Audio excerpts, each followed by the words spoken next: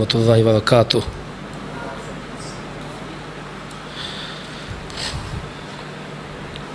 آیت الکرسی کی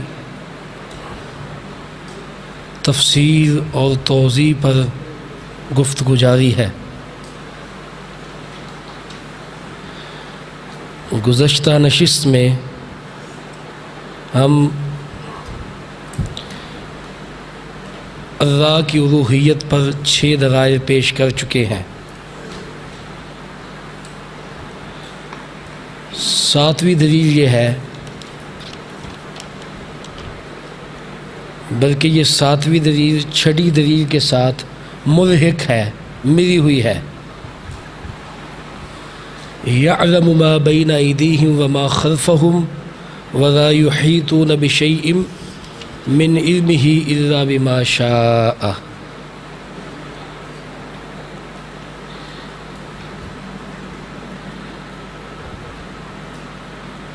یعلم ما بین ایدیہم وما خلفہم،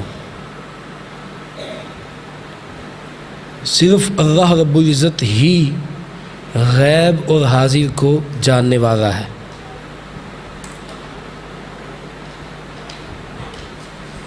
اس جملے میں اللہ رب العزت کی صفت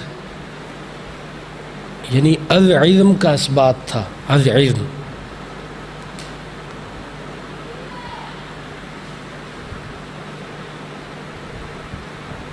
اس سے اگلا جملہ وہ بھی اسی جملے کے ساتھ ملحق ہے، وَلَا يُحِيطُونَ بِشَيْءٍ مِّنْ عِلْمِهِ إِلَّا بِمَا شَاءَ۔ کیا ہے اس کا ترجمہ؟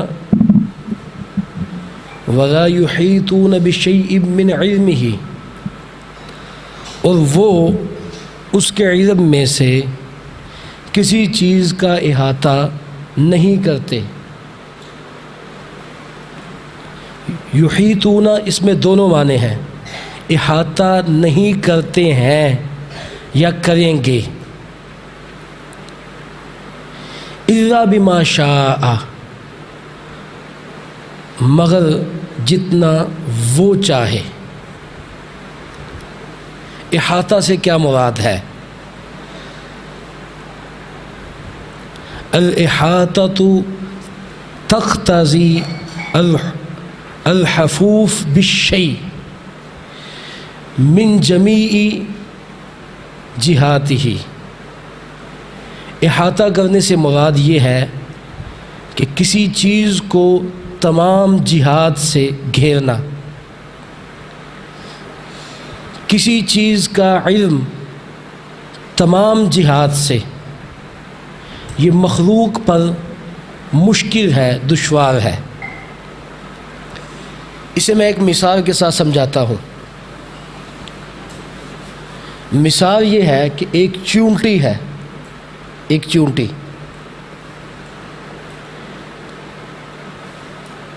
یہ چونٹی جو آپ زمین پر چلتی پھرتی دیکھ رہے ہیں، اس چونٹی کی تخلیق کس چونٹی سے ہوئی؟ کوئی جانتا ہے؟ پھر اس چونٹی کی تخلیق کس چونٹی سے ہوئی تھی؟ پھر اسی طرح اس چونٹی کی تخلیق کس چونٹی سے ہوئی تھی؟ پھر اسی طرح اس چونٹی کی تخلیق کس چونٹی سے ہوئی تھی؟ کیا ایک چونٹی کے متعلق کوئی اس طرح کا علم حاصل کر سکتا ہے؟ نہیں کر سکتا۔ یہ تو ہے ایک چونٹی کی ایک چونٹی سے تخلیق۔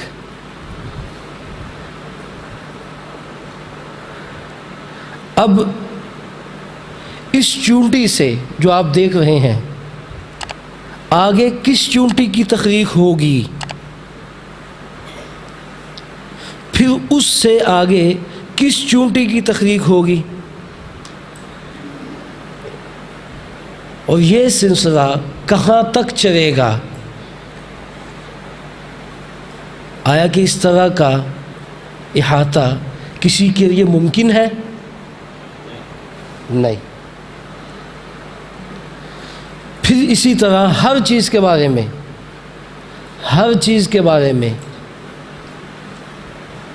آپ کسی جانور کو لیں، اس جانور کی تخلیق کس جانور سے ہوئی؟ اس کی تخلیق کس سے ہوئی تھی؟ اس کی تخلیق کس سے ہوئی تھی؟ پھر اسی طرح ایک جانور، اس سے آگے کس چیز کی تخلیق ہے، اس سے آگے کس چیز کی تخلیق ہوگی، پھر اس سے آگے کس چیز کی تخلیق ہوگی؟ یعنی کسی چیز کے پیچھے کو، یعنی آغاز کو اور انتہا کو کوئی شخص پہنچ سکتا ہے؟ نہیں پہنچ سکتا۔ یہی ہے وَلَا يُحِيطُونَ بِشَيْءٍ مِّنْ عِلْمِهِ، اور وہ اس کے علم میں سے کسی چیز کا احاطہ نہیں کر سکتے، نہ کر رہے ہیں اور نہ کریں گے۔ ہاں، اِلَّا بِمَا شَاءَ، تھوڑا بہتا جو احاطہ ہے یا تھوڑا بہتا جو علم ہے وہ وہی ہے جو اللہ رب العزت نے دے دیا، لیکن تمام جہات سے اس چیز کا احاطہ ممکن ہے؟ نہیں، ممکن ہی نہیں۔ وَلَا يُحِيطُونَ بِشَيْءٍ مِّنْ عِلْمِهِ إِلَّا بِمَا شَاءَ۔ پھر آج سائنس کی تحقیق ہے، 1 انچ بھر مربع ہوا میں سینکڑوں، ہزاروں نہیں بلکہ کروڑوں کیڑے چلتے پھرتے ہیں۔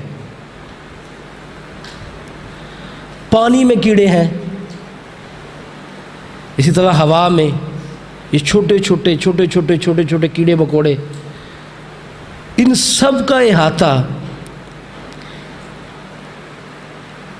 کسی انسان کے لیے ممکن ہے؟ ممکن ہی نہیں۔ ایک ہے اس چیز کا احاطہ، اب پچھلوں کا احاطہ، اور اس سے آگے جو تخلیق چلے گی اس کا احاطہ۔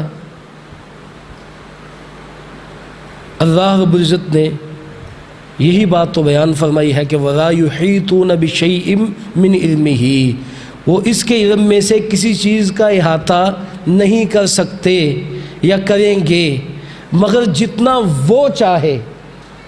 ہاں، کسی چیز کے بارے میں انسان وہی کچھ جان سکتا ہے جو اللہ رب العزت چاہے۔ وَلَا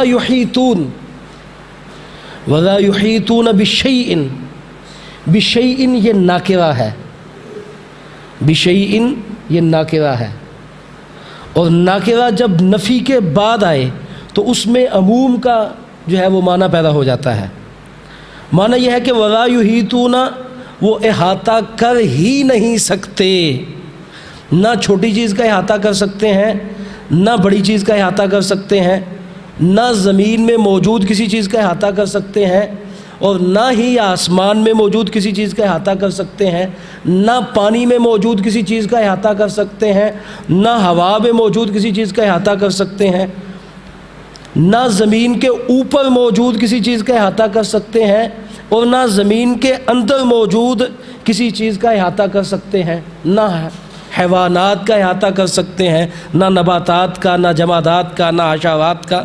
یعنی احاطہ ان کے لیے ممکن ہی نہیں۔ ہاں، ان کے متعلق اتنا جان سکتے ہیں الا بما شاء، مگر جتنا وہ اللہ چاہے۔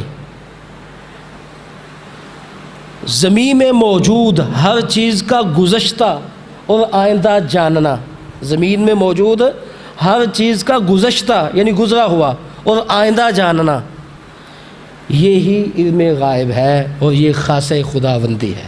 یہ کیا ہے؟ علم غیب، اور یہ صرف اور صرف اللہ رب العزت کا خاصہ ہے۔ کوئی نبی، کوئی ولی، کوئی فرشتہ، کوئی جن، کوئی انسان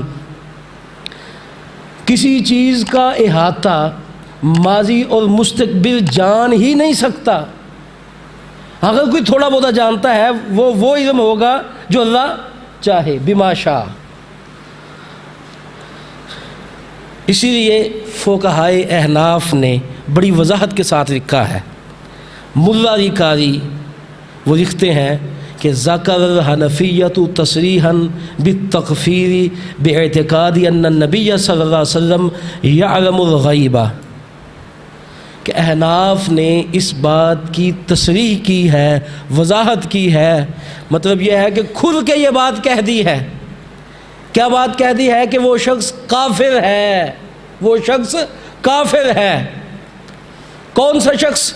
جو یہ عقیدہ رکھتا ہے کہ ان النبی صلی اللہ علیہ وسلم یعلم الغیب، کہ نبی صلی اللہ علیہ وسلم غیب جانتے ہیں یا غیب دان ہیں۔ یہ فقہائے احناف کی تصریح ہے۔ یعنی ملا علی قاری حنفی ہیں، وہ لکھ رہے ہیں کہ وہ شخص جو یہ عقیدہ رکھے کہ رسول اللہ صلی اللہ علیہ وسلم یعلم الغیب، غیب جانتے ہیں، وہ شخص کافر ہے۔ کیوں؟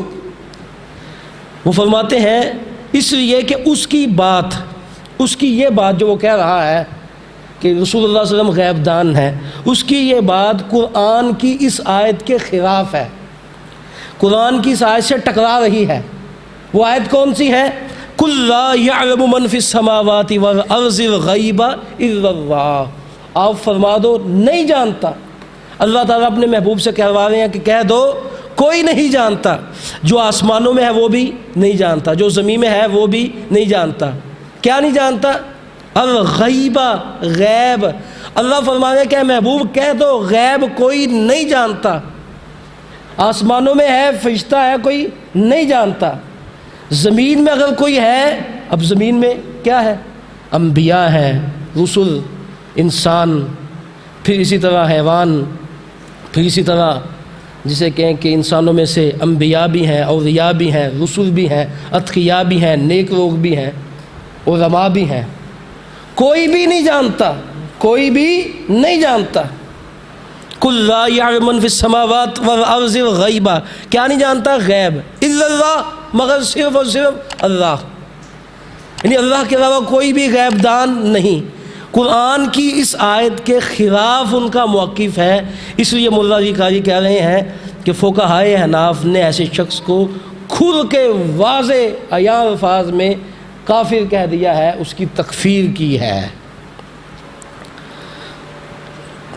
تو یہ فقہائے احناف کا واضح اور کھلا فتویٰ ہے، یعنی اس شخص کی صریح تکفیر کا اعلان کیا ہے جو عقیدہ رکھتا ہے کہ نبی صلی اللہ علیہ وسلم غیب دان تھے۔ بلکہ خود اللہ رب العزت نے اپنے محبوب کی زبان سے یہ الفاظ کہوائے۔ اللہ تعالیٰ فرماتے ہیں قُل لَا أَمْلِكُ لِنَفْسِي نَفْعًا وَلَا ضَرًّا إِلَّا مَا شَاءَ اللَّهُ، اے محبوب آپ کہہ دو، یعنی اپنی زبان سے یہ بات نکال دو، اپنی زبان سے یہ بات کہہ دو، یعنی اللہ تعالیٰ نے اپنے محبوب سے یہ بات کہلوائی، آپ کہہ دو لا املک لنفسی، میں محمد اپنے نفس کا مالک بھی نہیں ہوں، نفعا ولا ضرا، میں نہ تو اپنے نفس کو نفع پہنچا سکتا ہوں اور نہ نقصان پہنچا سکتا ہوں، الا ما شاء اللہ، مجھ محمد کو بھی نفع وہی پہنچے گا، نقصان وہی پہنچے گا جو اللہ چاہے گا۔ آگے اگلے الفاظ کیا ہیں؟ ولو کنت اعلم الغیب، اگر میں محمد غیب دان ہوتا، اگر میں غیب جانتا ہوتا، لستکثرت من الخیر، میں خیر ہی خیر، بھلائی ہی بھلائی یکجا کر لیتا، جمع کر لیتا۔ اگر میں غیب دان ہوتا تو میں خیر ہی خیر، بھلائی ہی بھلائی جمع کر لیتا۔ آگے کیا الفاظ ہیں؟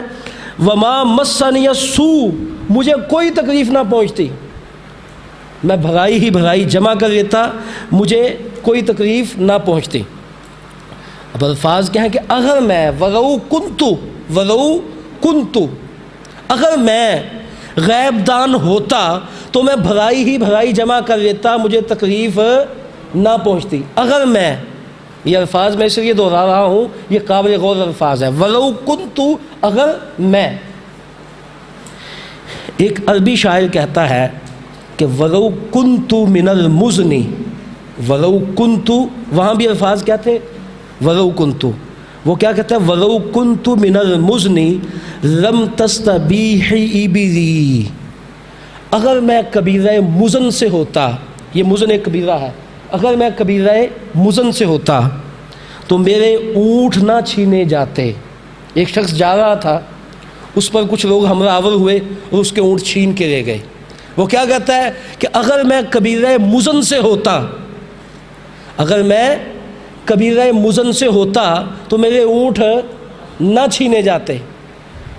مطلب یہ ہے کہ میں کبیرہ مزن سے نہیں ہوں، اس لیے آج میرے اونٹ چھین لیے گئے ہیں.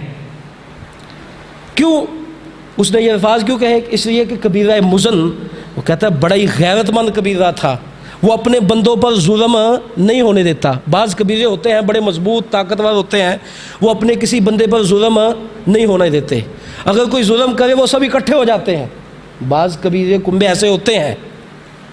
وہ کہتے ہیں کہ اگر میں کبیرہ مزن سے ہوتا تو آج میرے اونٹ نہ چھینے جاتے. بس یہ ہے کہ میں کبیرہ مزن سے نہیں ہوں، اس لیے آج میرے اونٹ چھین لیے گئے. اس کا کیا مطلب ہے؟ کہ وہ شخص کبیرہ مزن سے ہے نہیں، وہ کبیرہ مزن سے تو ہے ہی نہیں. کہتا اگر میں ہوتا تو رسول اللہ کیا فرما رہے ہیں؟ وَلَوْ كُنْتُ أَعْلَمُ الْغَيْبَ، اگر میں غیب دان ہوتا. کیا مطلب آپ ہے؟ اگر میں غیب دان ہوتا تو میں بھلائیاں ہی بھلائیاں جمع کر لیتا، مجھ کو کوئی تکلیف نہ پہنچتی. اس کا مطلب یہ ہے کہ آپ غیب دان نہیں. اب یہ قرآن کی آیت ہے، اگر کوئی نہیں مانتا، کوئی انکار کرتا ہے تو کر دے. یہ قرآن کی صریح اور واضح آیت ہے. وَلَوْ كُنْتُ أَعْلَمُ الْغَيْبَ، اگر میں محمد غیب دان ہوتا تو میں بھلائیاں ہی بھلائیاں جمع کر لیتا، خیر ہی خیر اکٹھی کر لیتا، مجھ کو تکلیف نہ پہنچتی. وَلَوْ كُنْتُ أَعْلَمُ الْغَيْبَ لَاسْتَكْثَرْتُ مِنَ الْخَيْرِ وَمَا مَسَّنِيَ السُّوءُ، مجھے کوئی بھی تکلیف نہ پہنچتی. اب میں آپ سے پوچھتا ہوں کہ رسول اللہ صلی اللہ علیہ وسلم کو تکلیف پہنچی یا نہیں پہنچی؟ ایک تکلیف بتاؤں، دو بتاؤں، تین بتاؤں؟ کتنی تکلیفیں آپ کو پہنچی؟ سب سے بڑی تکلیف جو صحیح بخاری میں موجود ہے وہ بتا رہا ہوں. وہ کیا ہے؟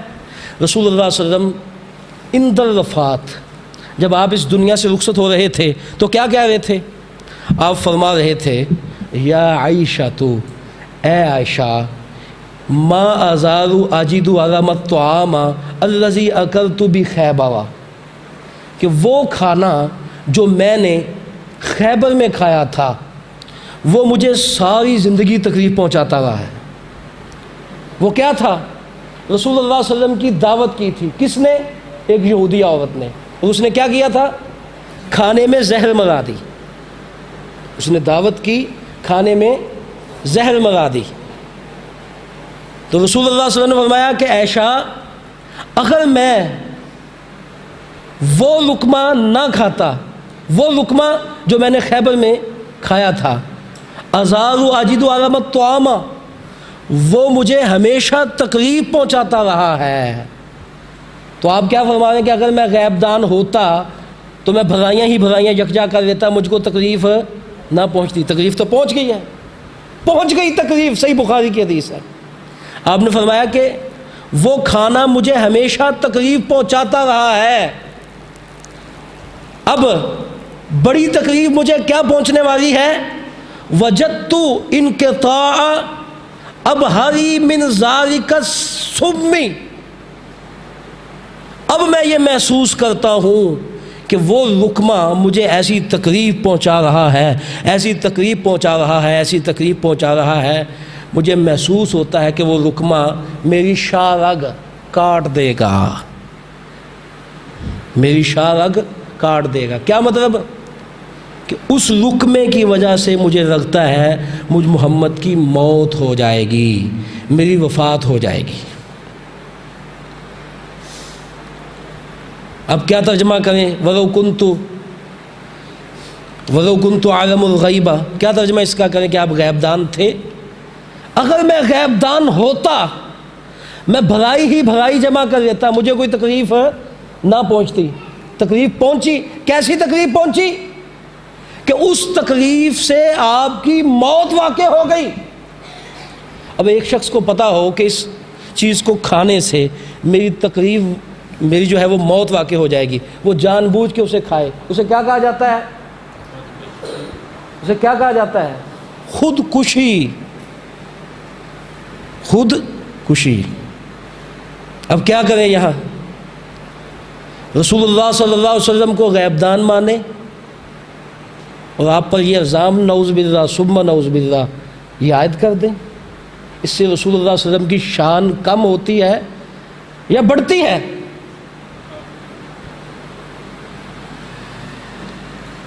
سوچنے کی بات ہے۔ رسول اللہ صلی اللہ علیہ وسلم فرما رہے ہیں، اور حدیث بھی صحیح بخاری کی ہے، صحیح بخاری کی، آپ فرما رہے ہیں کہ عائشہ وہ لقمہ مجھے ہمیشہ تکلیف پہنچاتا رہا ہے، الذی اکلت بخیبر، جو میں نے جنگ خیبر میں خیبر میں کھایا تھا۔ کتنے واضح الفاظ ہیں۔ اب مجھے محسوس ہوتا ہے کہ اس زہر کا اثر پھر دوبارہ تازہ ہو چکا ہے، زندہ ہو چکا ہے، اب وہ زہر آلود لقمہ مجھے موت کے منہ میں پہنچا دے گا۔ اسی بنیاد پر ہم کہتے ہیں کہ رسول اللہ صلی اللہ علیہ وآلہ وسلم شہید ہیں۔ شہید کا مقام اور مرتبہ کتنا زیادہ ہے۔ اللہ تعالیٰ نے اپنے محبوب کو شہید بنانا تھا۔ کیوں؟ شہید کا مقام بہت اونچا ہے، اس لیے اللہ رب العزت نے رسول اللہ صلی اللہ علیہ وآلہ وسلم کو شہید کر دیا۔ کیوں؟ مقام بہت زیادہ ہے، اور رسول اللہ صلی اللہ علیہ وسلم نے خواہش نہیں کی تھی کہ میری یہ خواہش ہے کہ میں اللہ کے راستے میں لڑوں، پھر شہید کر دیا جاؤں، پھر لڑوں، پھر شہید کر دیا جاؤں، پھر لڑوں۔ آپ دعائیں بھی مانگتے رہے، اللہ تعالیٰ نے آپ کی دعا قبول کی اور آپ کو شہداء کے مقام اور مرتبے پر فائز کرنے کے لیے اس زہر آلود لقمے کے اثر کو پھر تازہ کر دیا، پھر تازہ کر دیا، زندہ کر دیا، اور اس بنیاد پر رسول اللہ صلی اللہ علیہ وسلم شہید ٹھہرے۔ رسول اللہ صلی اللہ علیہ وسلم شہید ٹھہرے، رسول اللہ صلی اللہ علیہ وسلم شہید ہیں، اور اس میں آپ کا مقام اور مرتبہ اللہ نے بہت بڑھا دیا۔ شہداء کا مقام اور مرتبہ احادیث میں بہت زیادہ ہے، اگر میں اس پر بات کروں بات دور نکل جائے۔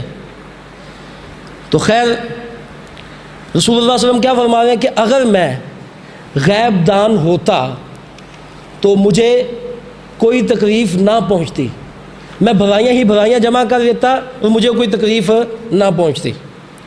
اچھا، یہ ایک تکلیف تھی۔ ایک اور تکلیف ذکر کرتا ہوں۔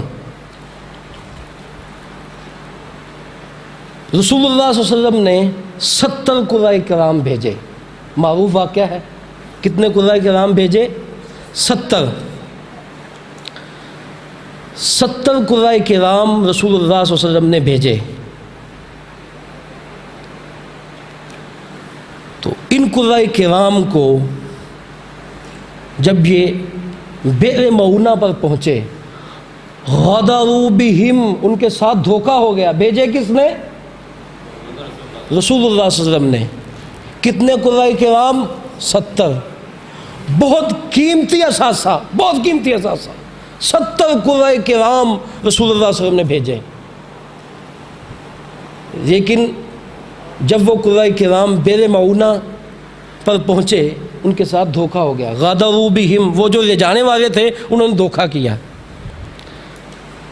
دھوکہ کیا کیا کہ ان کو بڑی بے دردی کے ساتھ وہاں شہید کیا گیا، بڑی بے دردی کے ساتھ۔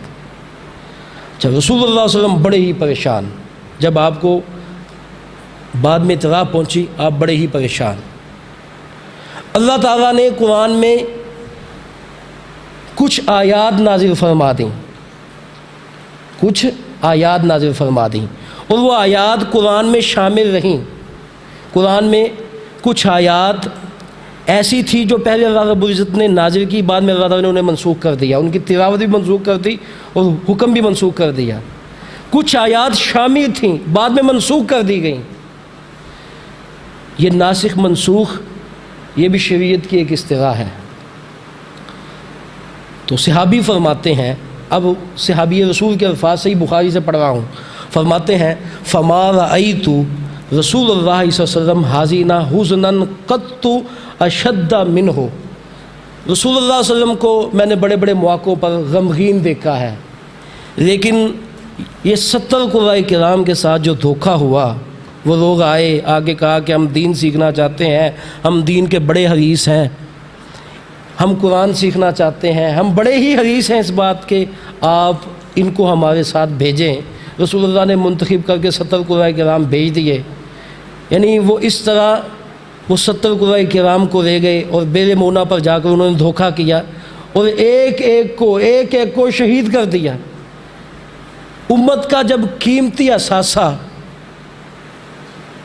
اللہ کے راستے میں رکھ گیا، صحابہ کرام کی ایک کثیر تعداد شہید ہوئی، رسول اللہ صلی اللہ علیہ وسلم بڑے ہی پریشان، تکلیف پہنچی۔ صحابی فرماتے ہیں میں نے رسول اللہ صلی اللہ علیہ وسلم کو بڑے بڑے موقعوں پر غمگین دیکھا ہے، لیکن اس سے زیادہ غمگین نہیں دیکھا، اس سے زیادہ پریشان نہیں دیکھا، اس سے زیادہ تکلیف میں نہیں دیکھا۔ فرماتے ہیں فما رأیت رسول اللہ صلی اللہ علیہ وسلم حازینا حزنا قط اشد منہ، اس سے زیادہ تکلیف میں، پریشانی میں، غم میں نہیں دیکھا گیا، بڑے غمگین، بڑے پریشان، اور مہینہ بھر ان کے لیے بد دعائیں کرتے رہے، مہینہ بھر۔ صحابی فرماتے ہیں کانت رسول اللہ صلی اللہ علیہ وسلم شہرن، ایک مہینہ آپ ان کے لیے قنوت نازلہ کرتے رہے، بد دعائیں کرتے رہے۔ اتنا بڑا دھوکہ بھیجا کس نے؟ رسول اللہ صلی اللہ علیہ وسلم نے، انہوں نے دھوکہ کیا، شہید کر ڈالا۔ اب رسول اللہ صلی اللہ علیہ وسلم کو علم تھا آپ کو؟ بھیجا رسول اللہ صلی اللہ علیہ وسلم نے، کیوں؟ اس لیے کہ رسول اللہ صلی اللہ علیہ وسلم غیب دان نہیں تھے، رسول اللہ صلی اللہ علیہ وسلم غیب دان نہیں تھے۔ اب وہ جو 70 قراء کرام وہ کیا کہہ رہے تھے؟ وہ کہہ رہے تھے بلغوا عنا قومنا، بلغوا عنا قومنا بأننا قد لقینا ربنا فرضی عنا وارضانا۔ وہ 70 قراء کرام کہہ رہے کہ کاش ہماری یہ آواز ہماری قوم تک پہنچ جائے، بِأَنَّا قَدْ رَقِينَا رَبَّنَا، ہم نے منصب شہادت پر فائز ہو کر اپنے رب سے ملاقات کر لی ہے، ہم نے منصب شہادت پر فائز ہو کر اپنے اللہ سے ملاقات کی ہے، بیر معونہ پر ہم اللہ سے ملاقات کر رہے ہیں۔ فَرَضِيَ عَنَّا وَارْضَانَا، منظر کچھ یوں ہے کہ یہ ملاقات ایسی زبردست ہے، ہم اللہ سے راضی ہو چکے ہیں، وہ اللہ ہم سے راضی ہو چکا ہے۔ بلغوا عنا قومنا بأننا قد لقینا ربنا فرضی عنا وارضانا، یہ ان کی پکار تھی ان 70 قراء کرام کی کہ ہمارا یہ پیغام ہماری قوم تک پہنچے کہ ہماری اللہ سے ملاقات ہو چکی ہے، اور ملاقات اس حالت میں ہوئی ہے اللہ ہم سے راضی ہے، ہم اس سے راضی ہیں۔ رسول اللہ صلی اللہ علیہ وسلم بڑی پریشان، صحابی کہتے اتنا پریشان آپ کو دیکھا ہی نہیں گیا، اتنے پریشان، تکلیف پہنچ گئی۔ اس کا مطلب یہ ہے کہ رسول اللہ صلی اللہ علیہ وسلم غیب دان نہیں۔ یہی تو قرآن کہتا ہے کہ اگر آپ غیب دان ہوتے، کہہ دو کہ اگر میں غیب دان ہوتا، وَلَوْ كُنْتُ عَالِمُ الْغَيْبَ، اگر میں غیب دان ہوتا، لَاسْتَكْثَرْتُ مِنَ الْخَيْرِ، میں بھلائیاں یکجا کر دیتا، مجھے کوئی تکلیف نہ پہنچتی، تکلیف پہنچی، بھلائیاں جمع نہ کر سکے، تکلیفیں بھی آئیں، مصیبتیں بھی آئیں، حتیٰ کہ آپ کی موت بھی اس زہر آلود لقمے کے نتیجے میں ہو گئی۔ نتیجہ کیا نکلا؟ وَلَا يُحِيطُونَ بِشَيْءٍ مِّنْ عِلْمِهِ قُلْ لَا يَعْلَمُ مَنْ فِي السَّمَاوَاتِ وَالْأَرْضِ الْغَيْبَ إِلَّا اللَّهُ، کہ غیب دان صرف اور صرف ایک اللہ ہے۔ وَسِعَ كُرْسِيُّهُ السَّمَاوَاتِ وَالْأَرْضِ، وَسِعَ کرسیہ السماوات والارض، یہ 8ویں دلیل ہے۔ وسیع کرسیہ السماوات والارض، اس کی کرسی آسمان و زمین کو سمائے ہوئے ہے، اس کی کرسی آسمان و زمین کو سمائے ہوئے ہے۔ میں اس پر زیادہ بات نہیں کرنا چاہتا، صرف ایک حدیث سنا کے اپنی بات آگے بڑھا رہا ہوں۔ حدیث کیا ہے؟ رحمت کائنات صلی اللہ علیہ وسلم نے اللہ رب العزت کی جو کرسی ہے اس کا تعارف کرتے ہوئے، یہ جو قرآن نے کہا ہے نا کہ اس کی کرسی آسمان و زمین کو سمائے ہوئے ہے، اس کی کرسی آسمان و زمین کو سمائے ہوئے ہے، آسمان و زمین کے مقابلے میں، آسمان و زمین کے مقابلے میں کرسی کی عظمت کیا ہے؟ آسمان و زمین کے مقابلے میں، مطلق کرسی کی عظمت میں بیان نہیں کر رہا، آسمان و زمین کے مقابلے میں کرسی کی عظمت کیا ہے؟ رحمت کائنات صلی اللہ علیہ وسلم نے فرمایا کہ اس ذات کی قسم جس کے ہاتھ میں مجھ محمد کی جان ہے، والذی نفسی بیدہ، اس ذات کی قسم جس کے ہاتھ میں مجھ محمد کی جان ہے۔ الفاظ کیا ہے؟ مَسَّمَاوَاتُ السَّبْعُ وَالْأَرْضُونَ السَّبْعُ عِنْدَ الْكُرْسِيِّ، کہ 7 آسمان اور 7 زمینیں عِنْدَ الْكُرْسِيِّ، کرسی کے نزدیک، یعنی کرسی کے مقابلے میں کیا؟ 7 آسمان 7 زمینیں، نہیں چھوٹے ہیں یہ تو بات ابھی آئی نہیں، 7 آسمان اور 7 زمینیں کرسی کے مقابلے میں، اندر کرسی، کرسی کے مقابلے میں، الا کحرکۃ ملقات، ایسے ہیں جیسے چٹیل میدان میں پھینکا ہوا ایک چھوٹا سا چھلہ۔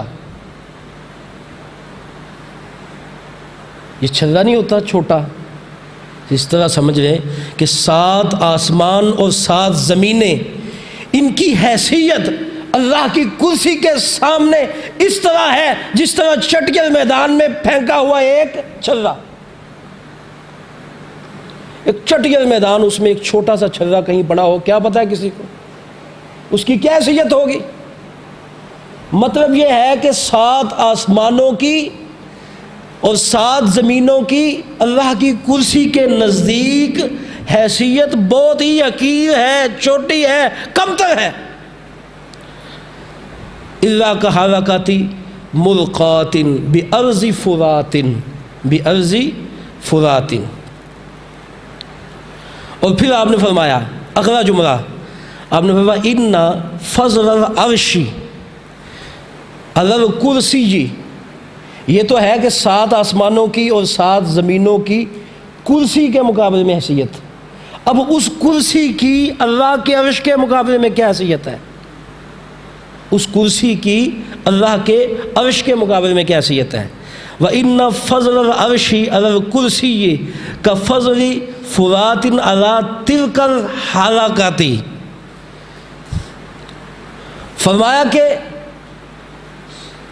اس کرسی کی حیثیت اللہ کے عرش کے نزدیک ایک چھلے کی مانند ہے۔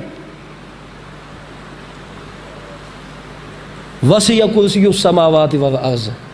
اب اگلی بات جو میں کر رہا ہوں وہ یہ ہے کہ اللہ رب العزت کی کرسی وسیع کرسی اس آسمان و زمین میں چھائے ہوئے ہے، آسمان و زمین میں چھائے ہوئے ہے، آسمان و زمین کو سمائے ہوئے ہے، یعنی اتنی بڑی حیثیت ہے کرسی کی، اور وہ کرسی اللہ کے عرش کے نزدیک کتنی چھوٹی اور کمتر ہے۔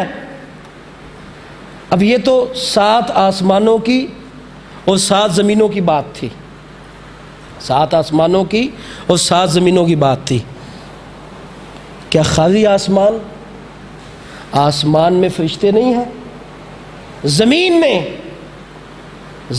میں انبیاء نہیں، رسول نہیں؟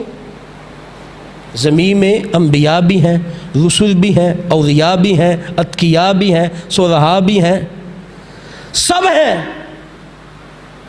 ان سب کی حیثیت اللہ کی کرسی کے نزدیک کیا ہے؟ بالکل حقیر، چھوٹی، کمتر۔ جب ان کی حیثیت اللہ کی کرسی کے نزدیک یہ ہے تو اللہ کے عرش کے نزدیک کرسی کی حیثیت وہ بھی کمتر، پھر ان ساری چیزوں کی، ساری مخلوق کی خالق کے سامنے کیا حیثیت ہوگی، کیا حیثیت ہوگی؟ وہ الفاظ ہے نا قرآن کے وَيَعْبُدُونَ مِن دُونِ اللَّهِ مِن دُونِ اللَّهِ، وہ عبادت کرتے ہیں اللہ کے علاوہ، دون کی۔ اب دون کا کیا معنی ہے؟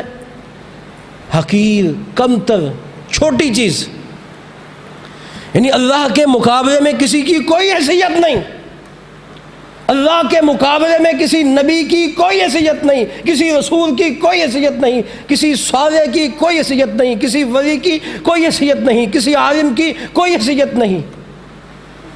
اللہ کے مقابلے میں آسمان، زمین، کرسی، عرش، کسی چیز کی کوئی حیثیت نہیں۔ بعض کہتے ہیں جی یہ لفظ جو دون ہے نا، اس کا معنی ہے حقیر، کمتر۔ کمتر معنی نہ کرو، کیوں؟ کہتے اس میں نبی بھی آتے ہیں، اولیاء بھی آتے ہیں، صلحاء بھی آتے ہیں، نعوذ باللہ وہ کمتر ہیں؟ ہم کہتے ہیں نہیں، کمتر نہیں ہے، ان کا جو مقام ہے عند اللہ وہ وہی ہے، لیکن اللہ کے مقابلے میں ان کی کیا حیثیت ہے؟ اللہ کے مقابلے میں، اللہ کے مقابلے میں سبھی کمتر ہیں۔ یا ایھا الناس انتم الفقراء الی اللہ، کیا ترجمہ ہے؟ اے لوگو تم سب فقیر ہو، محتاج ہو، مانگتے ہو۔ یا ایھا الناس انتم الفقراء الی اللہ، تم سب فقیر ہو، تمہاری کوئی حیثیت نہیں، تم سب حقیر ہو، کمتر ہو۔ انتم الفقراء، اب انبیاء فقراء میں آتے ہیں یا نہیں آتے؟ اولیاء، صلحاء، اتقیاء سبھی آتے ہیں، سبھی آتے ہیں۔ اس لیے بعض لوگوں نے دون کے معنی کی تعویل کی، خیر یہ ایک الگ موضوع ہے۔ انہوں نے اس لفظ کی تعویل کی کہ دون کا معنی ہے حقیر، لہذا یہ معنی نہ کرو، یہ معنی نہ کرو۔ ہم کہتے ہیں ٹھیک ہے، حقیر ہے دون کا معنی، تو اللہ کے مقابلے میں تو سبھی حقیر ہیں، اللہ کے مقابلے میں سبھی کمتر ہیں، اللہ کے مقابلے میں کسی کی کوئی حیثیت نہیں، نہ کسی نبی کی کوئی حیثیت ہے، نہ کسی بزرگ کی کوئی حیثیت ہے، نہ کسی ولی کی کوئی حیثیت ہے۔ تو یہ مختصر سا تھا اللہ تعالیٰ کی کرسی کا تعارف۔ وسع کرسیہ السماوات والارض، اتنی بے مثال اور عظیم کرسی کا مالک تو معبود وہی ہو سکتا ہے، وہی جو شروع میں دعویٰ تھا، اللہ لا الہ الا ہوا۔ پھر آگے 9ویں دلیل ہے آیت الکرسی میں۔ یہ ایک آیت میں آپ دیکھیں اللہ تعالیٰ کی توحید کی کتنی دلیلیں ہیں، صرف ایک آیت الکرسی میں۔ فَوَلَا يَعُودُهُ حِفْظُهُمَا، عَادَ يَعُودُ، اس کا معنی ہے کسی چیز کا بھاری، دشوار اور بوجھ بن جانا۔ اللہ تعالیٰ پر کوئی چیز بوجھ نہیں ہے، جیسے آپ ابھی سن چکے ہیں، وہ خود بھی قام بنفسی ہی، اور وہ دوسری چیزوں کو عدم سے وجود میں لانے والا ہے، اور وجود میں لانے کے بعد اسے قائم رکھے ہوئے ہے جب تک وہ چاہے، جب تک وہ چاہے، ہاں جب تک وہ قائم رکھنا چاہے تب تک ہر چیز قائم ہے۔ جب اللہ تعالیٰ قائم نہ رکھنا چاہے وہ چیز قائم رہ سکتی ہے؟ نہیں۔ اللہ تعالیٰ جب تک چاہے گا وہ چیز قائم ہے، اللہ تعالیٰ اسے قائم رکھنا نہیں چاہتا، نتیجہ کیا ہوتا ہے؟ اس کی موت واقع ہو جاتی ہے۔ کیوں؟ اللہ تعالیٰ قائم رکھنا ہی نہیں چاہتا۔ اب کہتے ہیں یہ اللہ کے سپرد، اللہ کے سپرد۔ کیوں؟ اللہ رب العزت اب اسے قائم رکھنا نہیں چاہتا تھا، اللہ تعالیٰ اسے موت دینا چاہتا تھا، تو اللہ تعالیٰ نے موت دے دی۔ تو اللہ رب العزت کو کوئی چیز جو ہے وہ بوجھ میں، مشقت میں نہیں ڈال سکتی۔ وَلَا يَعُودُهُ حِفْظُهُمَا۔ اب آخری لفظ پر کچھ بات کرتے ہیں، آخری دو الفاظ پر۔ العریش، العریش، یہ اللہ رب العزت کی صفت ہے العریش۔ العریش کا کیا معنی ہے؟ بلند۔ العریش کا معنی کیا ہے؟ بلند، ذات کے اعتبار سے بھی بلند، صفات کے اعتبار سے بھی بلند۔ ذات کے اعتبار سے اللہ رب العزت کہاں ہے؟ عرش پر. ذات کے اعتبار سے اللہ رب العزت عرش پر ہے، یعنی فوق کل شیء فلا شیء فوقہ. اللہ تعالیٰ سب سے اوپر ہے، اس سے اوپر کوئی نہیں. علامہ ابی العز حنفی شرح عقیدہ طحاویہ میں امام ابو حنیفہ رحمہ اللہ کا ایک قول نقل کرتے ہیں کہ امام ابو حنیفہ سے سوال کیا گیا، اب من قال لا اعرف ربی فی السماء فی الارض، کہ اگر کوئی شخص یہ کہے کہ میں اللہ تعالیٰ کے بارے میں نہیں جانتا کہ وہ آسمانوں میں ہے یا زمینوں میں ہے، یعنی آسمان میں ہے یا زمین میں ہے. اگر کوئی شخص اللہ تعالیٰ کے بارے میں یہ بات کہتا ہے کہ اللہ تعالیٰ کا مجھے علم نہیں ہے کہ آسمان میں ہے یا زمین میں ہے، اس کے بارے میں کیا کہو گے؟ امام صاحب فرماتے ہیں قد کافرا، اس نے یہ لفظ کہہ کے کفر کیا. اس نے کفر کیا. کیوں؟ اس لیے کہ اللہ تعالیٰ خود فرماتا ہے الرحمن علی العرش استویٰ، کہ اللہ تعالیٰ عرش پر ہے. اللہ تعالیٰ عرش پر ہے، اور عرش کہاں ہے؟ آسمانوں کے اوپر. اب وہ ایک شک ظاہر کر رہا ہے کہ مجھے نہیں پتہ اللہ تعالیٰ زمین میں ہے یا آسمان میں ہے. امام صاحب کہتے ہیں جو یہ شک ظاہر کرتا ہے وہ کیا کرتا ہے؟ کفر کرتا ہے. اس نے یہ شک ظاہر کر کے کفر کیا. کیوں؟ قرآن نے واضح کر دیا، بالکل کلیئر کر دیا قرآن نے کہ اللہ تعالیٰ کہاں ہے؟ عرش پر. پھر اس نے مزید پوچھا اسی سائل نے، فَإِن قَالَ إِنَّهُ عَلَى الْعَرْشِ، وہ کہتا اگر کہا جائے کہ اللہ تعالیٰ عرش پر ہے، اللہ تعالیٰ عرش پر ہے، وَلَكِنْ يَقُولُ، وہ ساتھ ساتھ یہ بھی کہتا ہے کہ مجھے نہیں پتا، لَا أَدْرِي الْعَرْشُ فِي السَّمَاءِ فِي الْأَرْضِ، کہ عرش کہاں ہے، وہ زمین میں ہے یا آسمان میں ہے، اس کا مجھے نہیں پتا. امام صاحب فرماتے ہیں فَهُوَ کافر، وہ بھی کافر ہے. کیوں؟ لِأَنَّهُ أَنْكَرَ أَنَّهُ فِي السَّمَاءِ، اس لیے کہ اس نے انکار کر دیا کہ وہ آسمان میں ہے. فَمَنْ أَنْكَرَ أَنَّهُ فِي السَّمَاءِ وَقَدْ كَفَرَ، اس نے بھی کفر کیا. اللہ کا عرش کہاں ہے؟ آسمانوں کے اوپر. وَهُوَ الْعَلِيُّ. اچھا، بعض لوگ کہتے ہیں کہ اللہ تعالیٰ ہر جگہ ہے، اللہ تعالیٰ ہر جگہ ہے، ہر جگہ موجود ہے. یہ بھی کفری عقیدہ ہے، اللہ ہر جگہ موجود ہے. اور بعض کہتے ہیں کہ اللہ تعالیٰ ہر چیز میں ہے. اور بعض کہتے ہیں کہ اللہ تعالیٰ بعض دفعہ بندہ جو ہے وہ اللہ تعالیٰ کی عبادت کرتا اپنے دل کو اتنا صاف کر دیتا ہے کہ اللہ رب العزت اس کے اندر حلول کر جاتا ہے، اس کے اندر داخل ہو جاتا ہے. یعنی یہ ہے نظریہ حلول، کہ وہ اپنے آئینہ دل کو اتنا صاف بنا دیتا ہے کہ اللہ رب العزت کی ذات اس کے اندر حلول کر جاتی ہے. عقیدہ حلول کیا ہے؟ کہ بعض وہ بندہ اپنے آئینہ دل کو اتنا صاف کر دیتا ہے کہ اللہ رب العزت کی ذات اس کے اندر آ جاتی ہے. نعوذ باللہ من ذالک. قرآن نے کیا کہا؟ کہ عیسائیوں نے یہ کہا لَقَدْ كَفَرَ الَّذِينَ قَالُوا إِنَّ اللَّهَ هُوَ الْمَسِيحُ، کہ عیسیٰ کے اندر نعوذ باللہ اللہ آ گیا ہے. تو اللہ تعالیٰ کیا فرماتے ہیں کہ انہوں نے یہ بات کہہ کے کیا کیا؟ کفر کیا. انہوں نے یہ بات کہہ کے کفر کیا. اس فتنے کا سب سے پہلا بانی، یعنی اسلام میں سب سے پہلا بانی ایک یہودی تھا، عبداللہ بن سبا یہودی. اس شخص نے دو فتنے چھوڑے. ایک فتنہ اس نے یہ چھوڑا کہ علی کے اندر اللہ آ گیا ہے، علی کے اندر اللہ آ گیا ہے. تو اور یہ فتنہ بہت زیادہ پھیلا. سیدنا علی المرتضیٰ رضی اللہ تعالیٰ عنہ کے سامنے کچھ لوگ کہتے تھے کہ انت خالقنا انت مالکنا انت رازقنا، تو ہمارا خالق ہے، تو ہمارا مالک ہے، تو ہمارا رازق ہے، ہم تیرے سوا کسی اور کو اللہ نہیں مانتے. تو سیدنا علی رضی اللہ تعالیٰ عنہ نے انہیں بلایا اور کہا کہ باز آ جاؤ، تم یہ غلط الفاظ کہہ رہے ہو، غلط عقیدہ ظاہر کر رہے ہو، میں تمہیں بہت سخت سزا دوں گا. خیر وہ باز نہ آئے، ایک مرتبہ دو مرتبہ. بعد میں سیدنا علی مرتضیٰ رضی اللہ تعالیٰ عنہ نے انہیں آگ میں جلا دیا. انہیں آگ میں جلا دیا. خندق کھودی گئی اور آگ جلائی گئی اور انہیں اس میں پھینک دیا. نظریہ حلول اس کی ابتدا کرنے والا عبداللہ بن سبا یہودی تھا۔ ایک تو اس نے یہ نظریہ پیش کیا، دوسرا نظریہ اس نے یہ پیش کیا کہ علی جو ہے وہ خلیفہ بلا فصل ہے، علی خلیفہ بلا فصل ہے، کہ سب سے پہلے خلیفہ سیدنا علی مرتضیٰ رضی اللہ تعالیٰ عنہ ہے۔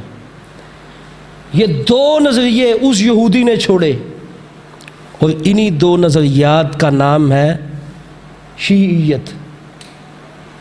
یہ دو نظریے، یہی رافضیت ہے۔ ایک علی کے اندر اللہ، علی نہیں اللہ ہے۔ یہ ابھی اجتماع گزرا ہے، یہ کراچی والی سائڈ پہ، کیا نام ہے اس کا، کیا کہتے ہیں، سیون شریف۔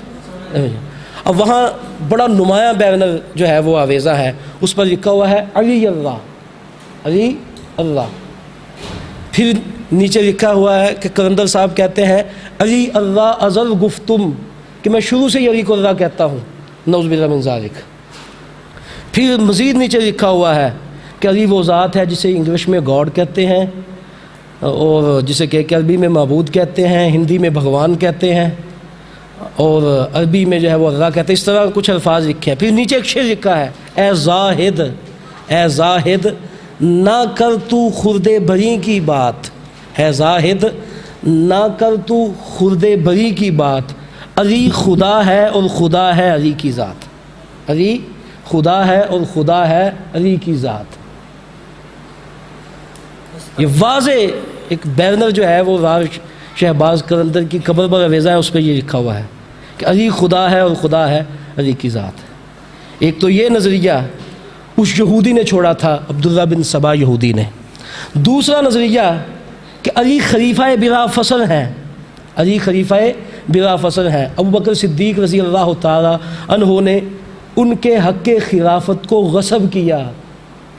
رافضیت، شیعیت آج بھی یہی ہے، اور ان کی آذانوں میں یہ جملہ واضح ہے، خلیفۃ بلا فصل۔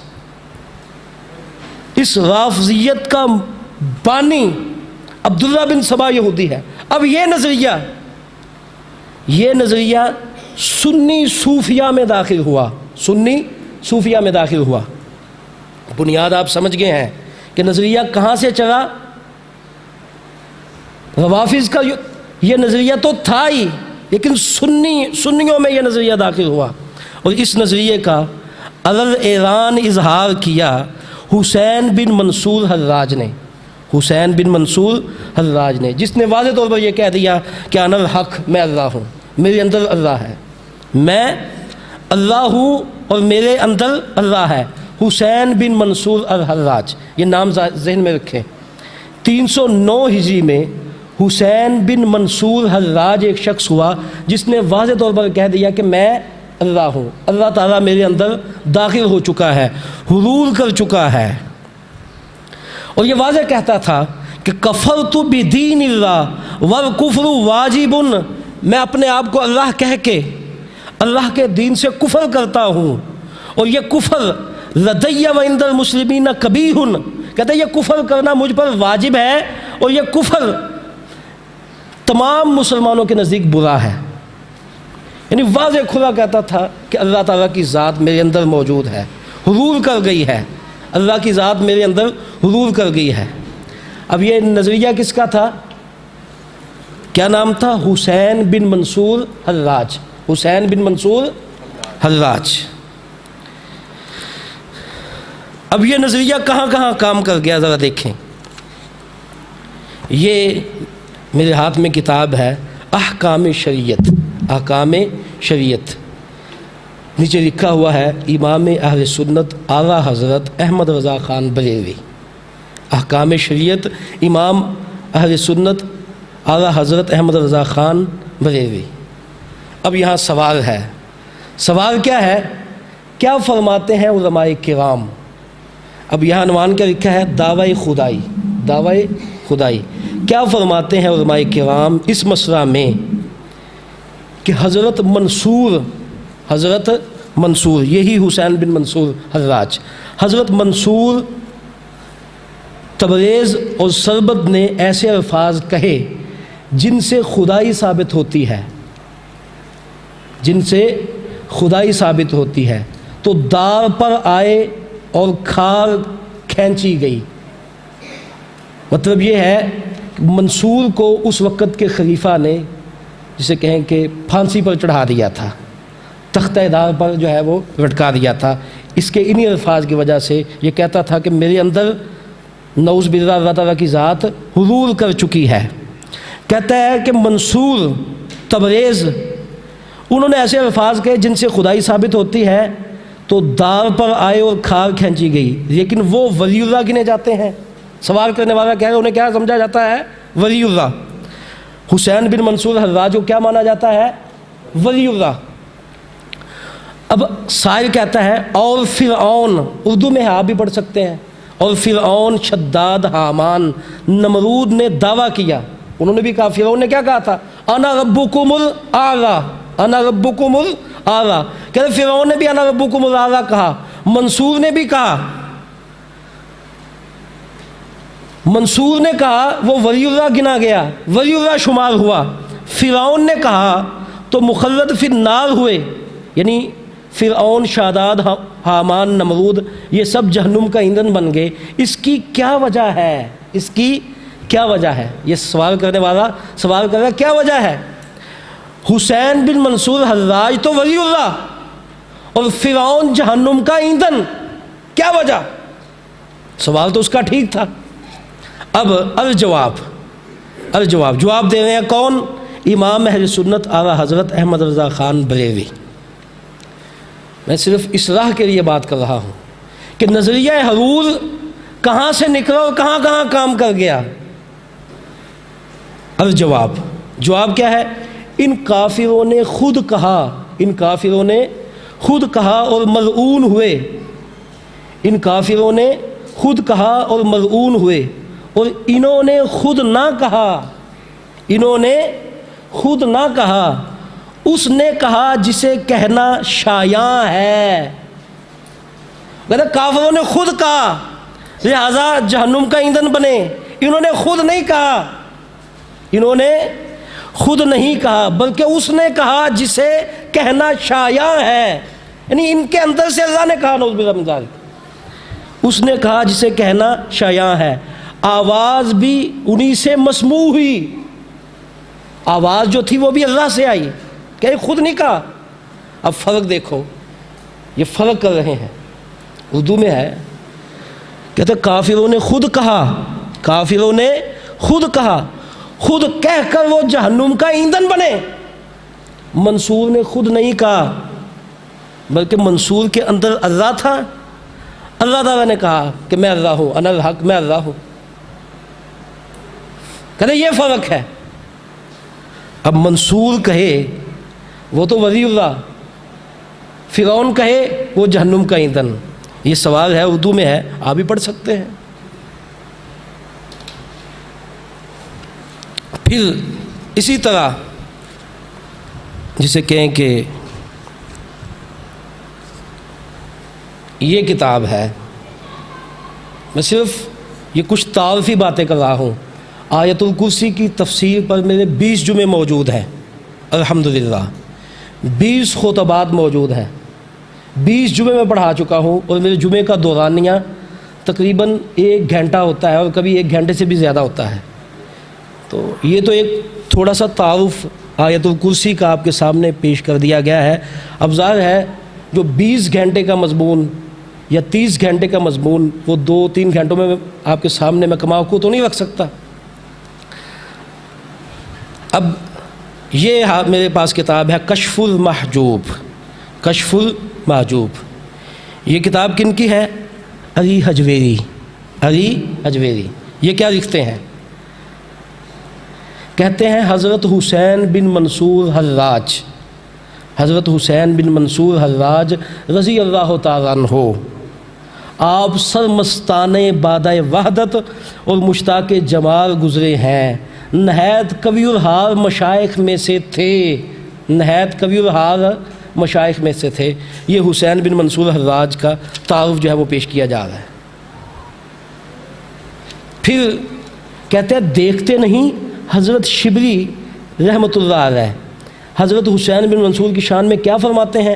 آپ کا اعلان تھا کہ انا والحراج فی شیء واحد، کہ میں اور حراج ایک ہی چیز ہے، ایک ہی طریق پر ہیں، مگر مجھے میرے دیوانے پن نے آزاد کر دیا اور حسین بن منصور کو اس کی عقلمندی نے ہی ہلاک کرا دیا۔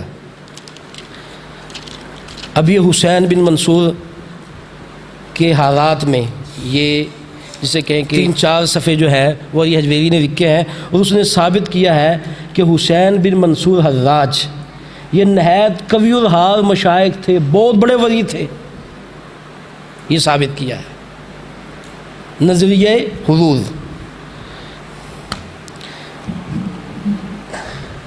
اب یہ کتاب ہے مثنوی مولوی مانوی، یہ مولانا جلال الدین رومی۔ اب اس کتاب کے آغاز میں کیا لکھا ہے؟ ہست قرآن در زبان پہلوی، ہست قرآن در زبان پہلوی، کہتے ہیں یہ قرآن ہے، یہ قرآن ہے در زبان پہلوی، لیکن ہے فارسی میں، اس میں فارسی اشعار لکھے ہیں۔ مثنوی جو ہے مولانا روم کی، یہ مدارس میں پڑھائی جاتی ہے، اور خاص کر کچھ لوگ تو اسے مثنوی شریف کہتے ہیں۔ مثنوی شریف، کسی چیز کو مقدس بنانا ہو تو اس کے لیے لفظ شریف ساتھ لگا دو، کل شریف، قدم شریف، مثنوی شریف، وہ ساتھ شریف کا لفظ بھی لگاتے ہیں، مثنوی شریف۔ اب اس کے شروع میں کیا لکھا ہے کہ ہست قرآن در زبان پہلوی، کہ یہ ہے تو قرآن لیکن فارسی زبان میں ہے، یہ ہے تو قرآن لیکن فارسی زبان میں ہے۔ اب اس فارسی قرآن میں جو ہے، بلکہ ایک جگہ پر تو مولانا روم لکھتے ہیں کہ میں نے قرآن کے اسرار اور رموز اس میں ڈال دیے ہیں، جو ظاہری الفاظ ہیں نا قرآن کے، وہ میں نے ظاہری کتوں کے آگے ڈال دیے ہیں، نعوذ باللہ من ذالک۔ اب مثنوی کے صفحہ نمبر 208، یہ دفتر پنجم ہے، اس کے صفحہ نمبر 208 پہ کیا لکھا ہے کہ گفت فرعون انا الحق گشت پست، گفت منصور انا الحق و برست۔ نیچے ترجمہ بھی کیا ہوا ہے، ترجمہ کیا ہے قاضی سجاد حسین نے۔ ترجمہ کیا لکھا ہے کہ کسی فرعون نے انا الحق کہا، یعنی انا ربکم الاعلی کہا تو وہ پست ہوا، فرعون نے اللہ ہونے کا دعویٰ کیا، وہ پست ہوا۔ کسی منصور نے انا الحق انا ربکم الاعلی کا اعلان کیا اور وہ بالا ہے، بالا کسے کہتے ہیں؟ بلند، اونچا۔ کہتے ہیں کہ منصور نے اپنے آپ کو اللہ کہا، وہ بلند ہو گیا، فرعون نے اپنے آپ کو اللہ کہا اور وہ کیا ہو گیا؟ پست ہو گیا۔ پھر کہتے ہیں انارا لعنت اللہ در عقب، فرعون نے جب اپنے آپ کو اللہ کہا تو اس کے لیے لعنت ہی لعنت بچی، اس کے لیے لعنت ہی لعنت بچی۔ وی انارا رحمت اللہ اے محب، اور یہی انا ربکم الاعلی منصور نے کہا، اس کے لیے اللہ کی رحمت بچی، اس کے لیے اللہ کی رحمت بچی۔ اب یہ ہے مثنوی مولانا روم، اور یہ میرے پاس کتاب تھی کشف المحجوب، اور وہ کتاب جو میں نے ابھی آپ کو دکھائی ہے احکام شریعت امام اہل سنت اعلیٰ حضرت احمد رضا خان بریلوی۔ اب یہ عقائد ہے، یہ عقائد ہے، یہ عقیدہ کہ صوفیوں کے اندر، پیروں کے اندر، وہ مشہور شعر آپ نے سنے ہیں، ظاہر دے وچ مرشد ہادی، باطن دے وچ اللہ، ظاہر دے وچ مرشد ہادی، باطن دے وچ اللہ۔ نازک مکڑا پیر فریدا سانو دسدا وج اللہ، کہ ہے مکڑا تو پیر صاحب کا ہے، مکڑا تو پیر صاحب کا ہے، لیکن حقیقت میں اللہ ہے، نعوذ باللہ من ذالک۔ یہ کفریہ عقائد ہے، یہ ایک حوالہ نہیں ہے، اس طرح کے بے شمار حوالہ جات جو ہے وہ آپ کے سامنے پیش کیے جا سکتے ہیں۔ تو میں یہ ذکر کر رہا تھا کہ اللہ تعالیٰ عرش پر ہے، اللہ تعالیٰ کسی بندے کے اندر حلول کیے ہوئے نہیں ہے، اللہ تعالیٰ ہر جگہ موجود نہیں ہے، ہر جگہ حاضر ناظر نہیں ہے۔ یہ وحدت الوجود، وحدت الشہود، یہ بھی نظریات ہے، اگر ان پر میں بات کروں بات لمبی ہو جائے گی، ان پر میں بات فی الحال نہیں کرنا چاہتا۔ تو خیر، اللہ رب العزت اس کے الہ ہونے کی دلیل کیا ہے؟ العریش، العریش، کہ وہ العریش ہے، کوئی اور العریش نہیں ہو سکتا۔ پھر آخری دلیل جو ہے 11ویں دلیل، 11ویں دلیل آیت الکرسی میں اللہ رب العزت کے الہ ہونے کی یہ دی گئی کہ العظیم، العظیم، کہ اللہ رب العزت عظیم ہے۔ اب یہ ٹوٹل 11 دلائل، ٹوٹل 11 دلائل آیت الکرسی میں دیے گئے۔ آخری دلیل دی گئی العظیم، الذی کمل فی عظمتہ، عظیم وہ ہوتا ہے جو اپنی ذات اور اپنی عظمت میں کمال درجے پر فائز ہو۔ ذو العظمۃ الذی کل شیء دونہ فلا شیء اعظم منہ، وہ اتنی عظمت والا ہے کہ اس کے علاوہ ہر چیز حقیر ہے، کمتر ہے، چھوٹی ہے، اس سے بڑا کوئی نہیں۔ فلا شیء اعظم منہ، اس سے بڑی کوئی چیز نہیں، یعنی وہ سب سے عظیم ہے، سب سے عظیم ہے۔ آیت الکرسی میں آپ نے پڑھا ایک دعویٰ کیا تھا؟ اللہ لا الہ الا ہوا، صرف اللہ ہی معبود برحق ہے، صرف اللہ ہی معبود برحق ہے۔ کیوں؟ دلیل چاہیے اس کی۔ اللہ رب العزت فرمائیں دلیلیں بھی لو، اللہ ہی معبود برحق ہے۔ کیوں؟ الحی، وہ الحی ہے، کوئی اور الحی نہیں، اللہ ہی معبود برحق ہے۔ کیوں؟ دلیل القیوم، اللہ ہی معبود برحق ہے۔ کیوں؟ لا تاخذہ سنۃ ولا نوم، اللہ ہی معبود برحق ہے۔ کیوں؟ لہ ما فی السماوات و ما فی الارض، اللہ ہی معبود برحق ہے، اس لیے کہ اس کی شان یہ ہے من ذا الذی یشفع عندہ الا باذنہ، اللہ ہی معبود برحق ہے۔ کیوں؟ یعلم ما بین ایدیہم وما خلفہم، اللہ ہی معبود برحق ہے۔ کیوں؟ ولا یحیطون بشیء من علمہ، اللہ ہی معبود برحق ہے۔ کیوں؟ وسع کرسیہ السماوات والارض، اللہ ہی معبود برحق ہے۔ کیوں؟ ولا یؤودہ حفظہما، اللہ ہی معبود برحق ہے۔ کیوں؟ وہو العریش، وہ العلی ہے، اللہ ہی معبود برحق ہے۔ کیوں؟ وہ عظیم ہے۔ یہ آیت الکرسی کی مختصر تشریح، مختصر تفسیر جو ہے وہ اس مختصر دورانیوں میں آپ کے سامنے رکھ دی گئی۔ اللہ تعالی ہم سب کو خالص توحید سمجھنے کی اور اس پر عمل پیدا ہونے کی توفیق عطا فرمائے۔ دوسرا جو اہم اعلان ہے، یہ تو آیت الکرسی کی تفسیر آپ کے سامنے جو ہے وہ پیش کی گئی ہے۔ آج شعبان کی کتنی تاریخ ہے؟ نہیں، آج 23 ہے، آج 23 شعبان ہے، کل کو 24 شعبان اور پرسوں کو 25 شعبان، وہ باہر اشتہار جو ہے وہ آپ دیکھ رہے ہیں۔ 25 شعبان سے Al-Aqsa Islamic institute Berar colony میں ہم دورہ تفسیر کا آغاز کر رہے ہیں۔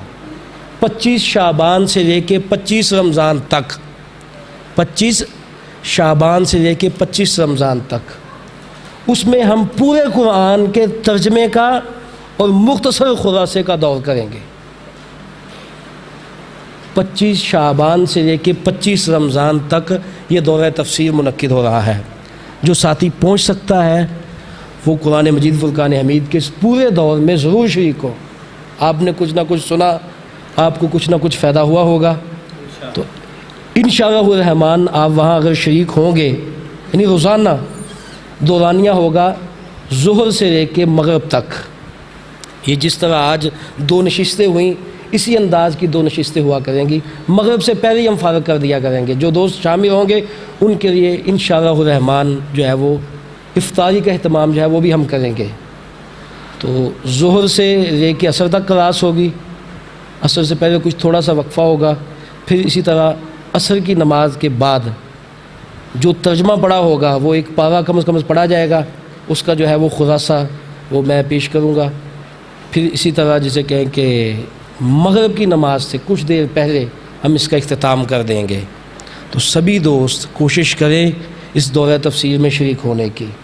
25 شعبان سے 25 رمضان تک یہ دورہ منعقد ہوگا، اور جو ساتھی اس میں شریک ہوگا آخر پر ہم اسے یعنی 25 رمضان کو یا اس سے بعد ہم اسے جو ہے وہ دورہ تفسیر کی سن جو ہے وہ بھی جاری کریں گے۔ اللہ تعالی ہم سب کو کتاب و سنت کے عین مطابق زندگی گزارنے کی توفیق عطا فرمائے۔